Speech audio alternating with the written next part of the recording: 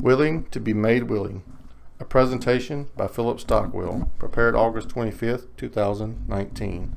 The applicable verse is, "It is written, For if there be first a willing mind, it is accepted according to that a man hath, and not according to that he hath not." 2 Corinthians chapter 8, verse 12, King James Version. Each day as I progress in my walk with the Lord, I discover new aspects to understanding His ways. Sometimes new things just jump out at me. That is how the Holy Spirit works. Something will be revealed that I had never thought of before. Most often, it results in the revealing of some hidden darkness within myself. Just when I think, "I get it, Lord, I'm ready, I can do this," or "I am ready to walk in your ways," suddenly a test presents itself. Very often, I do not recognize the test for what it is, and I am troubled to say that I often fail the first time. My first instinct has been to fall back into my long-established habit patterns of the flesh. For example, I have lived an entire lifetime of being an "I don't take no for an answer" kind of guy. It has been my reality that there is always a solution when one is willing to consider all options. Always. I have found most often that people are the biggest obstacle one can face in life. Sometimes people can be a real challenge. They have their ways and I have mine. Sometimes their ways get in my way. I do not seek to impose my ways upon them, but I also do not want their ways to block my path. When I see a solution or an objective, I usually plow ahead full speed. It has been my tendency that when someone gets in my way, I first try to reason with them. If that doesn't work, I will attempt to go around them, over them, or under them. Yet sometimes the only way is to charge right through them, like a bull in full charge, or a locomotive with an obstacle on the tracks. Get out of the way or get run over. Never physically abusive, but often assertive. So anyway, you can probably see where I'm going with this. I recently failed such a test, and here's why.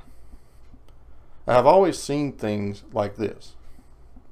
Most of the time, when people are reasonable in negotiation, a solution is found.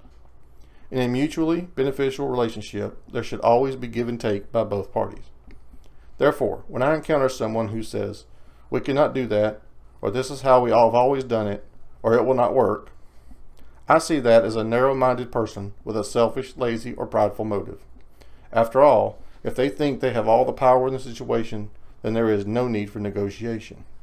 And this attitude grants one person all the power and renders the other powerless. I learned at an early age, the strong prey on the weak.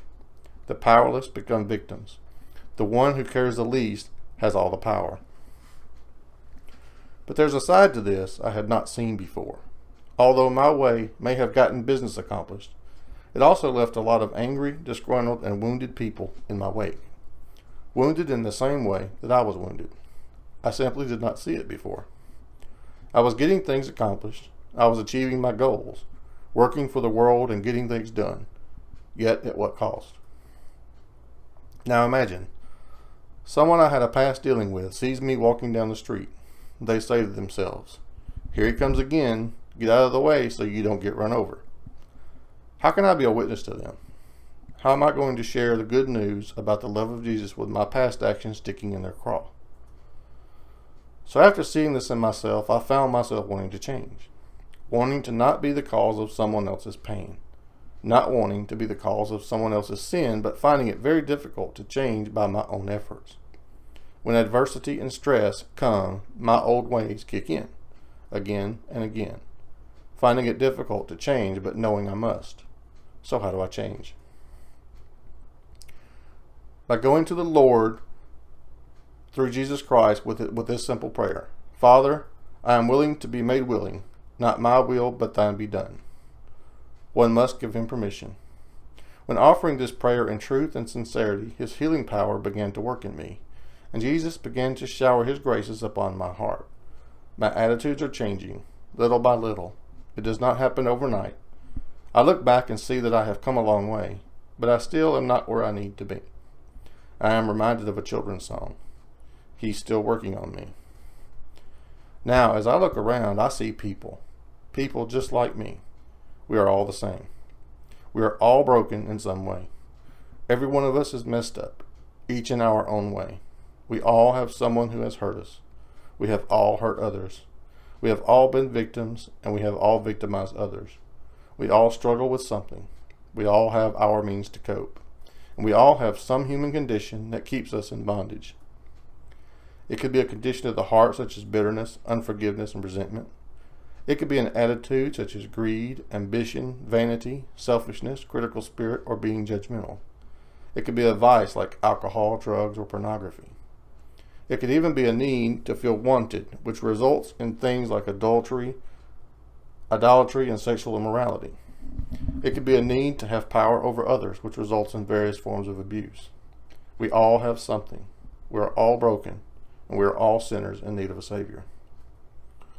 Did you know that by being the cause of another's sin, you are also guilty of the same sin? Did you know that by withholding forgiveness from someone who has hurt you means you also are unforgiven? It is true. It is like saying to the Lord, I am worthy of forgiveness, but they are not. So do you have something you need to be free of, but cannot seem to escape it on your own? Father, I am willing to be made willing. One cannot be used for his purposes until first mended where they have been broken. Would you like to know how to be born again and begin your healing process? Accept Jesus Christ as your personal Lord and Savior. Humble yourself before the Lord. Believe in your heart that Jesus Christ is the Son of God, born in the flesh for the sole purpose of being a sacrificial lamb for forgiveness of our sins. That he was crucified, died, and laid to rest in a tomb. That he rose from death only to return someday, having already claimed victory over evil. Then confess your sins to Jesus, both known and unknown, and repent, which means turn away from sins forever. Admit to the Lord that you are a sinner in need of a Savior. Then ask of the Lord to send Holy Spirit, Spirit of truth, to dwell inside your heart, to guide you, teach you, and correct you. You must give him permission. After that, maintain a repentant heart, lifestyle, and spirit. Pray with fasting and supplication often. If you would like to hear more about my journey to discipleship, watch the rest of my videos. I have documented the learning and purification process and testimonials throughout my other videos. Search Rapture Rescue on YouTube and look for the circular icon with Jesus as a shepherd. Thank you for watching, and remember always, Jesus loves you, and so do I. God bless.